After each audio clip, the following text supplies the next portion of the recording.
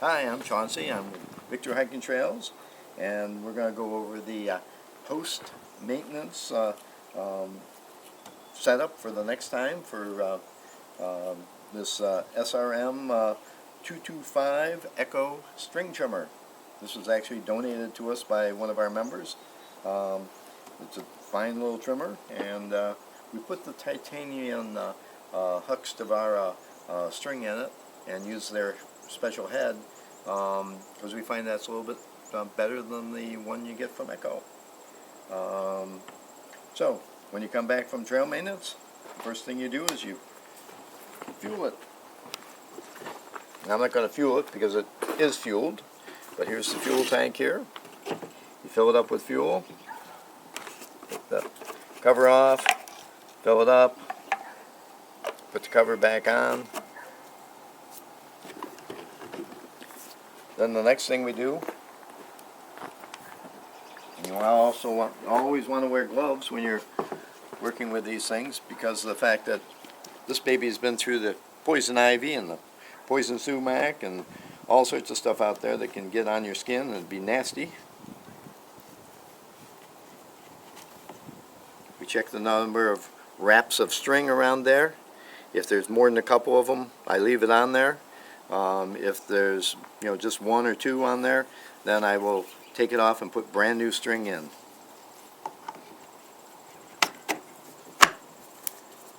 This one's all set. Goes back on the truck, ready for the next maintenance session. It's got gas in it, it's got the string in it, and there was no reports of any problems with it. So that's our general maintenance afterwards. It'd be probably nice to clean it up a little bit, but this stuff is really wet, and there's poison ivy in there when you first bring it back, so I kind of tend to stop away from it, not do that. It's got a self-feeding head. You bounce it on the ground, not really hard, but so that it feeds out about 3 inches at a time. And then this little cutter down here will cut that string as it goes by. So that's what this thing is down there. So that's would be ready for going back on the truck or trailer for trail maintenance the next time. Now, what do we do about winterizing it or on annual servicing? One of the things we do is we check to see how the grease looks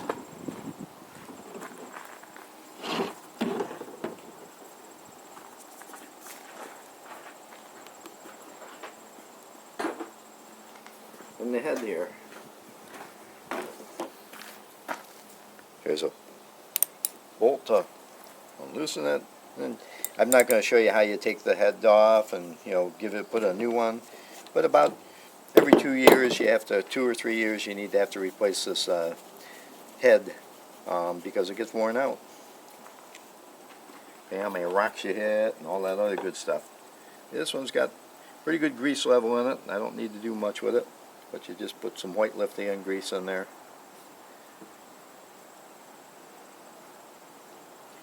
Make sure that everything's lubricated at this end, because this is where it does an angle turn and get a little bit more friction on the parts there, and it's a good idea to make sure that they're well lubricated.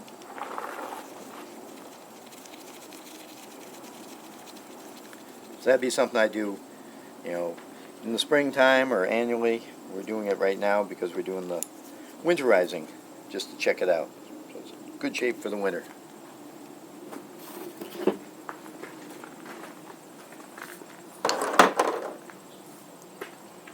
So other annual things that might do is about every 2 years you replace. If we're using it all the time and in very dusty conditions, we would replace the air filters, more than annually or biannually. There's the filter in there. We do it generally biannually. We don't use them that much. We use it 5-6 hours a week. We're not like a maintenance crew that for a landscaper who uses it 5 or 6 hours a day.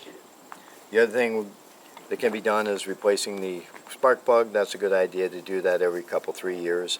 Also, you can clean them, re-gap them, etc. But it's really quite easy to replace it, and you know that you got the right gap and you got the right everything else there. All right.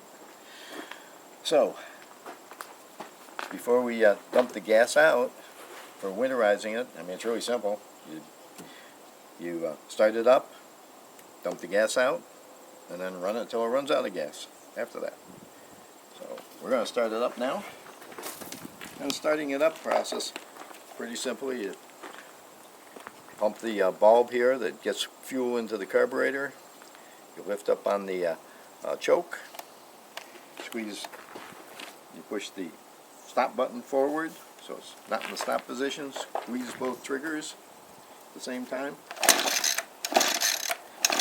and you pull on it until it says, I want to go. It's been a few days or weeks at this time since it's actually been used, so, and it doesn't want to go.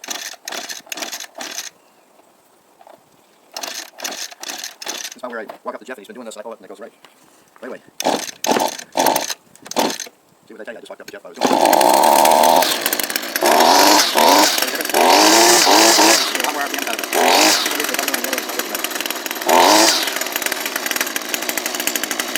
Alright, we know this baby is running now, and since we're winterizing it, we want to get the gas out of it. Again, we have to be careful doing this because spilled gases can be pretty dangerous.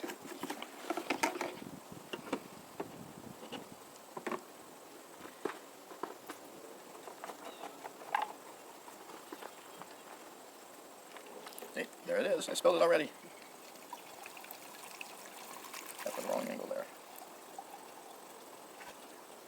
So this is why I like to do this outside, not inside my shed or my garage, because it is pretty easy to spill the gasoline doing that.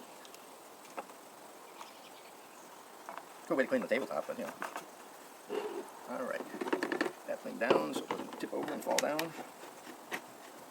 That's frustrating it. You see the thing? There we go. Alright, then we run it until it runs out of gas on its own. Push the switch on.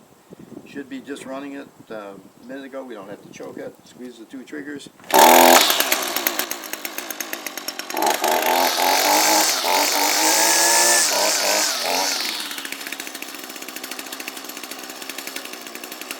We hope you enjoyed this video. String trimmers are fairly easy to maintain and have ready for the next work session. They are also relatively easy to prepare for storage for long periods of downtime.